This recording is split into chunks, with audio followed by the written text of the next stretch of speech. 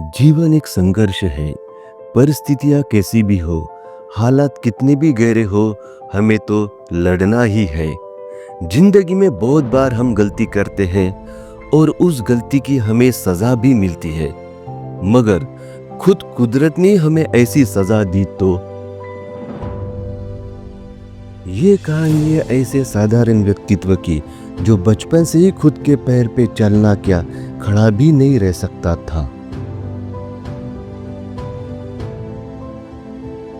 मगर यह व्यक्ति का जज्बा, जुनून, हौसला, जीवन के प्रति सकारात्मक सोच बचपन से लेकर आज तक हर तकलीफों को लड़ लड़ के मन में तैयार हुआ जिंदगी में कुछ अच्छा करने का साहस।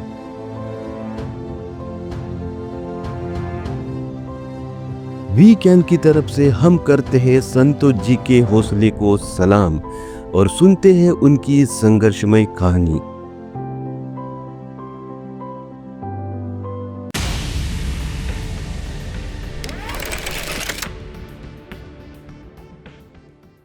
ले उन्हीं को मिलती है जिनके सपनों में जान होती है। पंखों से कुछ नहीं होता यारो, हौसलों से उड़ान होती है। आप सभी को मेरा प्यार भरा नमस्कार। मेरा नाम संतोष राकुंडे है। मैं चंद्रपुर महाराष्ट्र का रहने वाला हूँ। बेसिकली मेरा एजुकेशन एमए इकोनॉमिक्स में हुआ है और मैं 47 साल की उम्र में हूँ और मेरा जो बिजनेस है वो ग्राफिक्स डिज़ाइन कंप्यूटर का बिजनेस है। और आज मुझे वीकेंड के माध्यम से अपनी बातों को शेयर करने का जो प्लेटफॉर्म मिला है, इसलिए मैं वीकेंड का बहुत बड़ा आभारी हूँ। मुझे याद है बचपन में मैंने एक गाना सुना था, जिस गाने के बोल मेरे कानों में हरदम गूंजते रहते हैं। वो गाना था कि जीना है तो हंस के जियो, जीवन में एक पल भी रोना ना, हंसना ही तो है जिंदगी, रो रो के जीवन ये खोना ना। अतीत की बात करते हैं तो मेरा जन्म चंद्रपुर महाराष्ट्र में हुआ है। हमारा जो परिवार था बहुत गरीब परिवार था। परिवार में पिताजी मजदूरी का काम किया करते थे, माँ सिलाई बुनाई का काम करती थी। ऐसे में 2 भाई और एक बहन, ऐसा हमारा परिवार था। उसी परिवार के बीच 7 नवंबर 1977 में मेरा जन्म हुआ। जन्म के 6 महीने खुशियां ही खुशियां हमारे परिवार में थी। लेकिन जब मैं 7 महीने का हो चुका था, उस वक्त मुझे बरसात के मौसम में बुखार आया था। तो बुखार की वजह से मुझे दवाखाना लेके गए थे, जहाँ पे डॉक्टर ने मुझे ट्रीटमेंट किया, चेकअप किया और मुझे एक पैर में इंजेक्शन दिया गया ताकि मेरा बुखार उतर सके। ऐसे में जब मुझे वो इंजेक्शन देके मेरी माँ मुझे घर लेके आई थी, तो मेरा रोना चालू ही था और बुखार कम ही नहीं हो रहा था। तो मेरी माँ को लगा कि शायद ये बुखार है, उतर जाएगा, आज नहीं तो कल उतर जाएगा, ये सोच के। लेकिन उसके मन में ये था कि अगर ये बुखार नहीं उतर रहा और मेरे बेटे का पैर जो है वो तो हिलजुल काम ही नहीं कर रहा है, तो डर का माहौल तैयार हो चुका था। ऐसे में दूसरे दिन जब मेरी माँ ने मुझे फिर से दवाखाना लेके गई, तब डॉक्टर ने फिर चेकअप किया और बताया, और उसने मुझे दूसरा भी इंजेक्शन दूसरे पैर को लगाया। दूसरे पैर को लगाने के बाद भी मुझे छुट्टी दी गई और मुझे घर लेके गए। जब माँ ने देखा कि पहले दिन एक पैर प्रॉब्लम दिख रहा है और दूसरे दिन दूसरे पैर में भी प्रॉब्लम दिख रहा है, तो माँ को एक डर महसूस हुआ। उसको ऐसा लगा कि मेरे बेटे के दोनों भी पैर आज काम करना क्यों बंद हुए, शायद कुछ प्रॉब्लम तो नहीं है या बुखार के वजह से तो नहीं है। मेरा रोना चालू ही था। तीसरे दिन जब मुझे डॉक्टर लेके गए, डॉक्टर के पास ट्रीटमेंट के लिए, तब डॉक्टर ने मुझे अच्छे से चेकअप किया और देखने के बाद उनको ये महसूस हुआ कि इसको पोलियो हुआ है। लेकिन वो 2 मिनट चुप रहे, उन्होंने कुछ भी बात नहीं की। जब उन्होंने बात की मम्मी से, यानी मेरी माँ से बात की कि आपके बेटे को पोलियो हुआ है, तो मानो मेरे माँ के शरीर की जान निकल गई थी। वो धड़ से जमीन पे गिर गई थी। 2 मिनट तो उसको होश ही नहीं थे कि आखिर में उसको क्या हुआ है। मेरा तो रोना ही चालू था। तो डॉक्टर ने पानी पिला के मेरे मम्मी को समझाया कि मैंने किया अपने अच्छे के लिए किया था, लेकिन उसको पोलियो हुआ है। वहाँ से मेरा जो अपाहिज होने का जो सिलसिला चालू हुआ, तो आज तक चालू ही है। उसके बाद मेरी माँ बहुत प्रयास करती रही, मेरे पिताजी भी बहुत प्रयास करते रहे कि इसकी जो विकलांगता हुई है, इसको जो 2 पैर जो चलना आसान नहीं हो पा रहा है, अब कैसे किया जाए। तो ऐसे में उन्होंने अपने प्रयास चालू थे, दवाखाना जाना, इधर लेके जाना, उधर लेके जाना, लेकिन कुछ भी नहीं हो रहा था। बहुत पैसा उन्होंने लगाया, लेकिन कुछ भी फर्क नहीं गिर रहा था। ऐसे में मैं धीरे धीरे छोटे से बड़ा होते जा रहा था और माँ बाप को मेरे टेंशन हो रही थी कि मेरे बेटे का कैसे होगा, क्या होगा, किस हाल में रहेगा, कैसी जिंदगानी जीगा। तो ऐसे में चलते चलते मेरी पढ़ाई 1 से 4 तक पहले माँ ने अपने कंधों पे उठा के लेके मेरी पूरी की।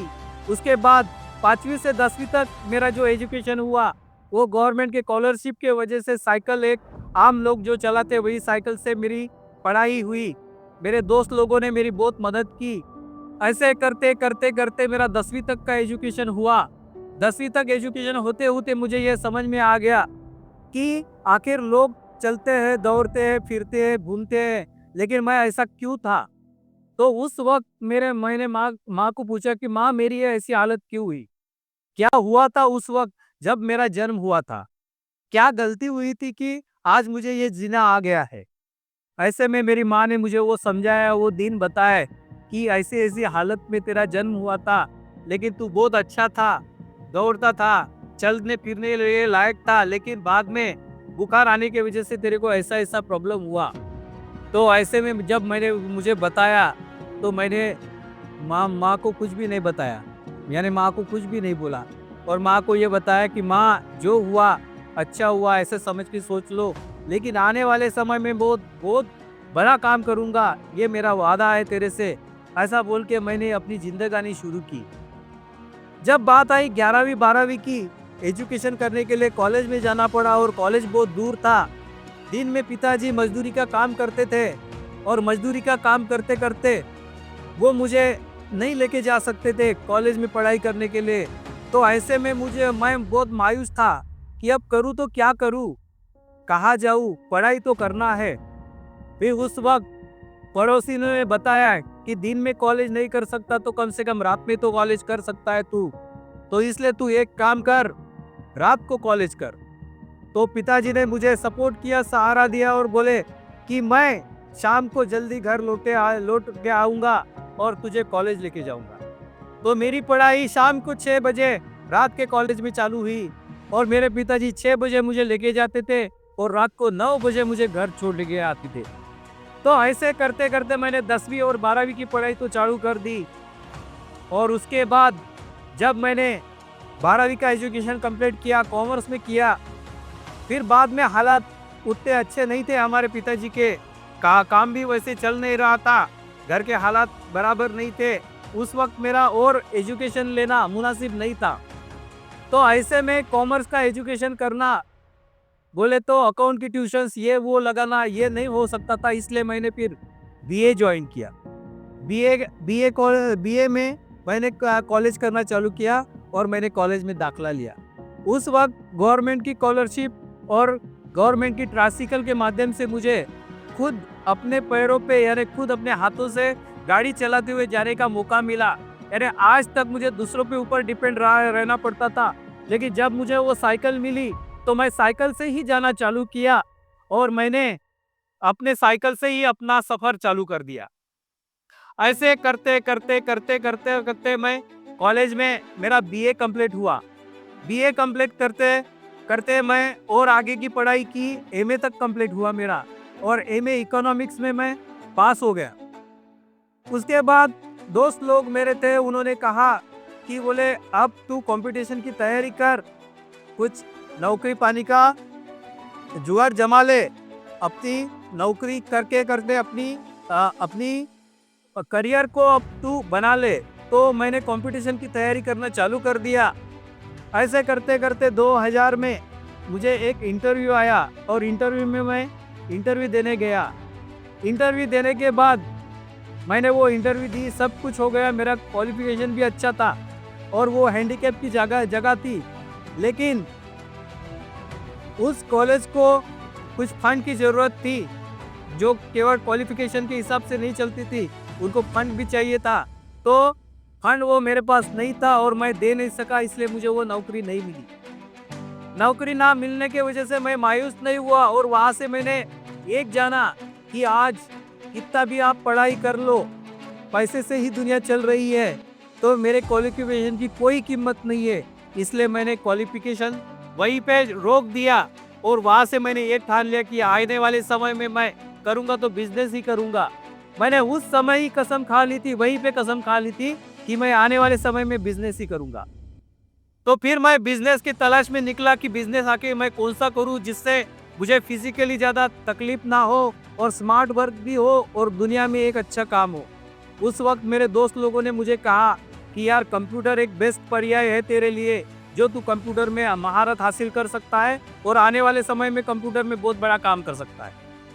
तो मैंने कंप्यूटर क्लासेस ज्वाइन कर लिए। क्लासेस ज्वाइन करने के बाद बहुत सारे ऐसे कोर्सेज कर लिए जिसमें से मैं एक अच्छा कमाई का जरिया ढूंढ लूँ। तो मैंने उसी वक्त डीटीपी डिज़ाइन का काम सीख लिया। उस वक्त डीटीपी डिज़ाइन को बहुत बड़ा स्कोप था और आज भी है। तो उस वक्त मैंने डीटीपी डिज़ाइन का काम किया।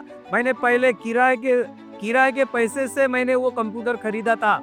यानी किराए से कंप्यूटर खरीदा, तो कंप्यूटर पे काम करते करते मैंने दिन रात मेहनत एक करके मैंने इतना पैसा इकट्ठा कर लिया कि खुद का एक नया कंप्यूटर खरीद लिया। नए कंप्यूटर खरीदने के बाद मैं रुका नहीं, मैं दिन रात मेहनत करता रहा। और उस समय मेरे पास लोग भी ऐसे थे कि जो लोग मेरे को छोड़ नहीं रहे थे, मेरे को काम देने के लिए दौड़ रहे थे। ऐसे में मैं काम करता गया, रात दिन मेहनत करता गया। करते करते मैंने 1 से 4 कंप्यूटर बना लिए। 4 कंप्यूटर पे 3 वर्कर भी रख लिए। इतना बड़ा कारोबार मेरा चल रहा था। अब उसके बाद मैंने सब कुछ तो कर लिया था। अब सवाल आया था मेरे पिताजी और माँ को कि अब मेरे बेटे की शादी तो करना है, लेकिन मेरे अपाहिज बेटे को इससे शादी कौन करेगा। उस वक्त बहुत सारे लोगों को मेरे माँ और बाप यानी पिताजी बोलते थे कि मेरे लड़के के लिए एक आधी लड़की ढूंढना है जो कि अच्छी हो, उसको चला सके। तो फिर उसके बाद उन्होंने लड़की ढूंढना चालू किया। तो एक लड़की मेरे जीवन में आई जो आज मेरी बीवी है और वो थोड़ी हैंडीकैप है लेकिन पूरा घर का काम कर लेती है। मेरे को आज एक बेटी और बेटा भी है। उसके बाद मेरा परिवार चलता रहा। जीवन में मैं आगे बढ़ता रहा, लेकिन 2019 का वो दौर जिसे मैं भुला नहीं सकता। लॉकडाउन का पीरियड था, 2-3 साल ऐसे ही चले गए। बिजनेस पूरा खत्म हो चुका था। बिजनेस खत्म होने के बाद मुझे ये पता ही नहीं चल रहा था कि अब करूँ तो क्या करूँ, क्योंकि परिवार था, माँ बाप था, बीवी बच्चे की जिम्मेदारी थी और सब लॉकडाउन की वजह से बिजनेस पूरा खत्म हो चुका था। ऐसे में जो कुछ भी जमा किया गई पूंजी थी वो भी सब चली गई थी। अब मेरे पास कुछ भी नहीं था।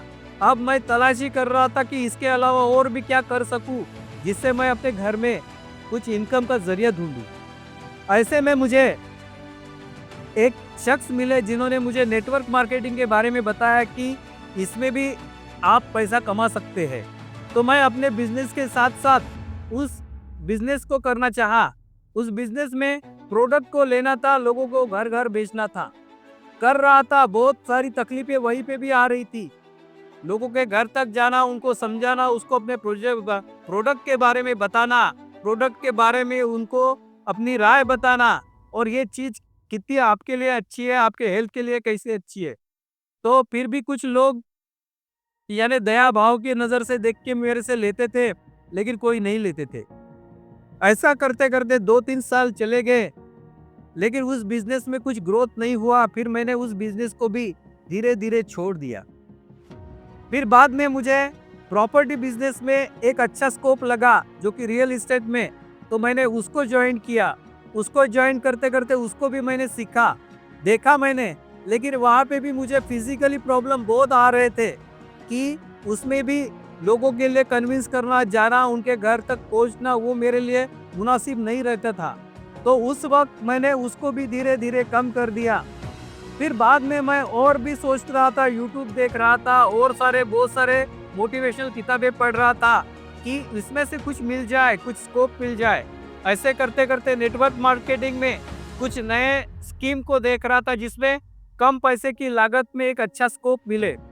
तो ऐसे करते करते उसमें भी मैंने काम किया। काम करते करते पैसा तो कमा लिया, लेकिन वहाँ पे उस तरह का स्कोप नहीं था, क्योंकि हम जितनी शिद्दत से काम कर रहे हैं उतनी शिद्दत से अपने ऊपर के लोग नहीं करते थे। उसमें भी फ्रॉड बहुत सारा हो सकता था, ये बात मैं जान गया था, तो मैंने उसको भी छोड़ दिया। फिर बाद में ऐसा लगा कि ये सब चीज़ें तो अपन कर चुके हैं, कर रहे हैं, लेकिन इसमें कुछ भी यानी अपनी सफलता दिख नहीं रही है। इसलिए जो अपना सबसे पहला बिजनेस और अनोखा बिजनेस है, उसी बिजनेस को लेकर क्यों ना चले। तो फिर मैंने उसी बिजनेस को अपना जरिया बनाया। वो कहते हैं कि अपनी कमजोरी को ही अपनी ताकत बना लो। मैंने उस बिजनेस को जो छोड़ के दूसरे बिजनेस के तरफ चला गया था, मैं फिर से वही बिजनेस में आया और आज उस बिजनेस में ही मैंने अपने कदम जमा रखे हैं। और ये बिजनेस आने वाले समय में मैं और भी आगे बढ़ाऊंगा। और ये बिजनेस के माध्यम से मैं यही बताना चाहता हूँ कि जो अगर हम उसी किसी बिजनेस को बड़ी शिद्दत से और अपनी मेहनत से अगर उस बिजनेस को करते हैं, तो वो बिजनेस आने वाले समय में हमें अपनी सफलता दिलाता है। तो जाते जाते मैं यही कहना चाहता हूँ, मैं अपने लोगों को, अपने दिव्यांग भाइयों को या हमारे विकलांग भाई और आम लोगों को यही बताना चाहता हूँ कि दुनिया कोशिशों को सलाम नहीं करती, दुनिया नतीजों को सलाम करती है। क्योंकि हम कितना भी काम करें, प्रयास करें, क्योंकि किसी ने सही कहा है कि गरीबी में अगर आपका जन्म हुआ है तो उसके लिए आप जिम्मेदार नहीं हो, लेकिन अगर आप गरीबी में मरना चाहोगे तो उसके लिए आप ही जिम्मेदार हो।